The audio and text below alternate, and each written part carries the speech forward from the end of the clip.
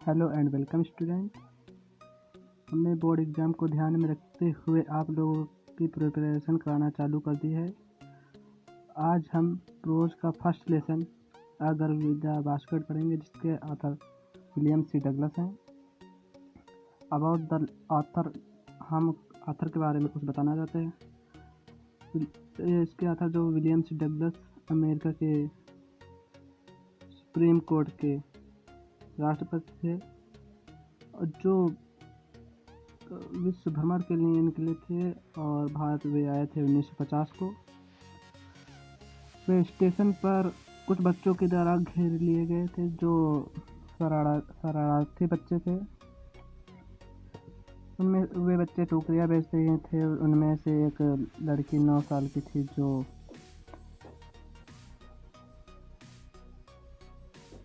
जो हैंडल वाली टोकरी लिए हुई थी।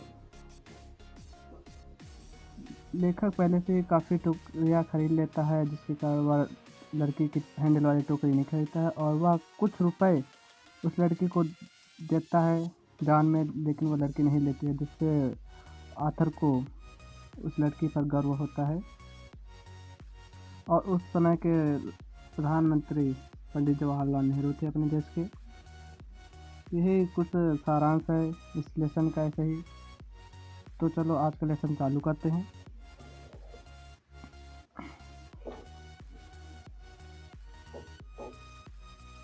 दिया है, I had left new Delhi for the Himalaya. लेखक कहता है, मैंने छोड़ा न्यू दिल्ली को हिमालय के लिए। लेखक कहता है, मैंने दिल्ली को छोड़ दिया हिमालय के लिए। I was going far as Bareilly by train. लेखक कहता है, मैं गया बरेली तक ट्रेन के द्वारा, and then by car to Ranikhet, और तब उसके बाद रानीखेत तक कार से।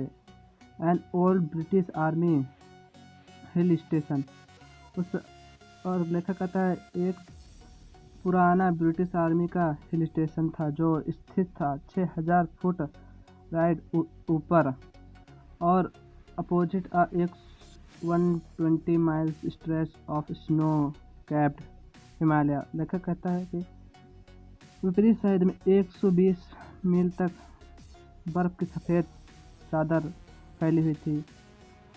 The train was slow, train धीमे चल रही थी। And it stopped at all the way station, और वह प्रत्येक स्टेशन पर रुक के चल रही थी। ठीक है। आई स्वंग ओपन द डोर, मैं उछलकर दरवाजे को खोलता था। ऑफ माई कंपार्टमेंट, अपने डिब्बे के। एंड वॉक द प्लेटफॉर्म, और प्लेटफॉर्म पर टहलता था। The platform were packed with people. लेखक कहता है कि प्लेटफॉर्म भीड़ भाड़ से भरा हुआ था, जिनमें से Sikh, Muslim, Hindu, soldiers, merchants, priests, porters, beggars, hawkers, almost everyone was barefoot and dressed in loose white garment।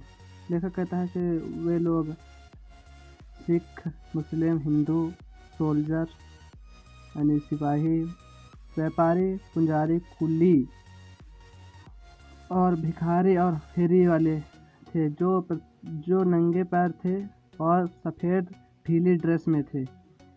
I would ask at last 3 people, मैं प्रत्येक 3 से पूछता था। Before I could find one who spoken English, तब मैं एक व्यक्ति को पाता था जो इंग्लिश बोल सकता था।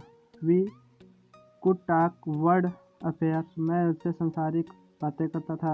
एवरी मेजर टॉपिक, और प्रत्येक महत्वपूर्ण बिंदु पर बातें करता था। The news of the day produced, उस दिन की उत्पन्न ताज़ा न्यूज पे। इन दिस वे, इस तरह से, I was trying to feel get a feel, इस तरह से मैं ट्राई करता था, अनुभव करता था of the pulse of the nation, उस राष्ट्र की पल्स टटोलने की। Checking opinion against official attitude and reports, और मैं चेक करता था सरकारी की तरह रिपोर्ट्स और बनाता था। लेखक कहता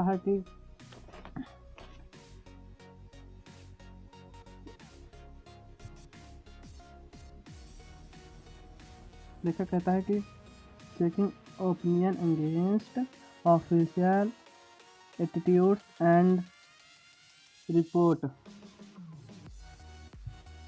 कहता है कि इस प्रकार मैं सरकारी दृष्टिकोण तथा रिपोर्ट से जनता के विचारों की तुलना करके राष्ट्र के लोगों की नब्ज पहचानने की चेष्टा कर रहा था। ठीक है। द रोड ले थ्रू, और रास्ता होकर जा रहा था one of the richest of India agriculture area. This was the plain of the upper Ganga river. देखा कहता है कि जो रास्ता होकर जा रहा था वो एक धनी कृषि प्रधान क्षेत्र से होकर जा रहा था, भारत के धनी कृषि प्रधान क्षेत्र से होकर जा रहा था। This was the plain of the upper Ganga river, जो गंगा के तट का ऊपरी भाग था, समतल ऊपरी भाग था। 1000 फीट अबव सी लेवल, जो समुद्र के सतह से 1000 फीट ऊपर था। बट ट्रॉपिकल, लेकिन यह उष्णकटिबंधीय क्षेत्र था। The Ganga was brown silt, Ganga की मिट्टी भूरी थी। Swollen with the flood water, और गंगा का पानी तूफान ले रहा था।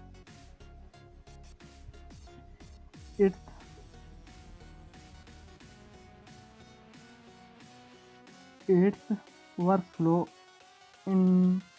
inundating thousands of areas of rice, और जिससे कि थाउजेंड एकड़ जमीन, 1000 एरियाज चावल का क्षेत्र। लेखक कहता है कि हजारों बीघे चावल की फसल डूब रही थी।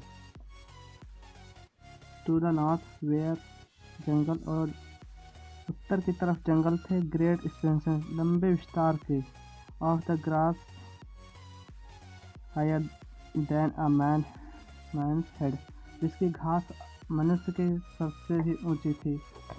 And unbroken expect for a original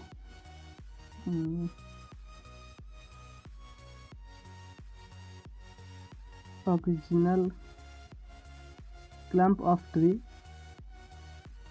जो और original clump of tree, clump के जो पेड़ थे बिना टूटे हुए एक लाइन से थे, एक पंक्ति में थे। द होम ऑफ टाइगर, यह जो जंगल